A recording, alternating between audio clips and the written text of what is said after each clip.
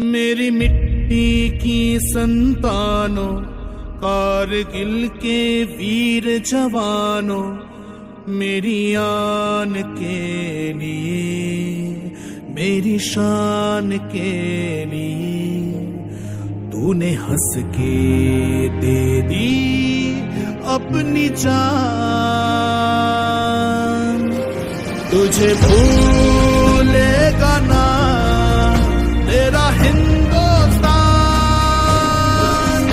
तुझे भूलेगा ना तेरा हिंदुस्तान, तुझे भूलेगा ना तेरा हिंदुस्तान, तुझे भूलेगा ना तेरा हिंदुस्तान। का आणि कसं घडलं याबाबत थोडक्यात माहिती देऊया। राष्ट्रीय महामार्ग रेल्वे श्रीनगर या रस्त्यावर कारगिल बसलेला आहे। कारगिल युद्ध होण्याचं प्रमुख कारण हाच रस्ता घुसखोरांनी पाकव्याप्त काश्मीरच्या जवळच्या आणि रस्त्याला समांतर अशा 160 किलोमीटरच्या पट्ट्यातच घुसखोरी केली। लष्कराच्या अनेक चौक्या या जवळ आहेत, त्यातील काही चौक्या समुद्र सपाटीपासून 5000 मीटरपेक्षाही अधिक उंचावर आहेत। कारगिल, द्रास आणि मश्को खोऱ्यातील चौक्या दराज जम्मूसागर या भूतप्रभू या ठिकाणी आमचं पेट्रोलिंग करायचं आणि तिथे झाल्यानंतर ज्यावेळेस कारगिल युद्ध संपल्यानंतर ते आम्हाला थोडंसं जो आपलं जोगिंदर सिंग हवालदार जोगिंदर सिंग आळेता टाकून त्यांना पण माहिती ते आपल्या देशात शहीद म्हणून सांगितलं, म्हणजे देवाघरी असं सांगितलं, परंतु ते देवाघरी नव्हते।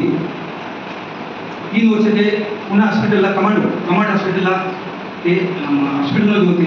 त्याच्यानंतर त्यांना अशोकवीर चक्र, परमवीर चक्र असे मिळाले आणि ज्यावेळेस दिल्लीची परेड झाली 26 जानेवारी त्यावेळेस त्यांना राष्ट्रपतीने सन्मान म्हणून त्याच्या मिसेसला बोलवलं की स्वतः म्हटली माझे पती जिवंत आहे। असं काही सुचत नाही कुठे काय म्हणून दिलेलं, तर ही एक देशाची आपल्या मोठं महान कर्तव्य आहे। त्याच्यानंतर आपलं बर्मा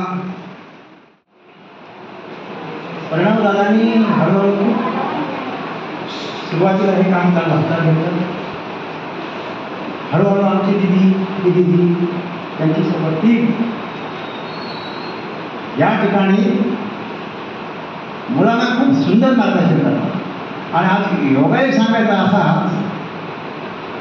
की कारगिल युद्धाची भीती त्यांनी कुठे आणली, कशी आणली आणि आज या ठिकाणी प्रत्यक्ष आपले जवान त्या युद्धात कसे वीरमरणाने कसे लढले हे तुम्हाला बघायला मिळेल। खऱ्या अर्थाने तुम्ही भाग्यवान आहे, ही मुले देखील भाग्यवान आहे आणि योगायोगाने आज त्या सैन्यातले कारगिल युद्धातले माझेच बंधू या ठिकाणी आले। मी काय त्यांना बोलवलं नाही, ते नेहमीप्रमाणे दर्शनाला आले आणि तो विषय हा इथं तुम्ही हाताळला म्हणून मी दिदीला बोललो 2 मिनिटं त्यांना बोलायला, त्याचाही तुम्ही सन्मान सल्यूट देऊन दिला, धन्यवाद। प्रत्येक रविवारी तुम्ही वेगवेगळे विषय घेऊन आम्ही इथे उपस्थित असतो, सुंदर मुलांना मार्गदर्शन करत आहे। याच्यातली जरी 5 मुलं घडली तरी पुण्याचं काम सर्व मंडळी करत आहे। पुन्हा एकदा आम्ही देवीला प्रार्थना करतो की अशीच बुद्धी या मुलांमध्ये त्यांचं आरोग्य चांगलं राहू दे। धन्यवाद। भारत माता की वंदे वंदे।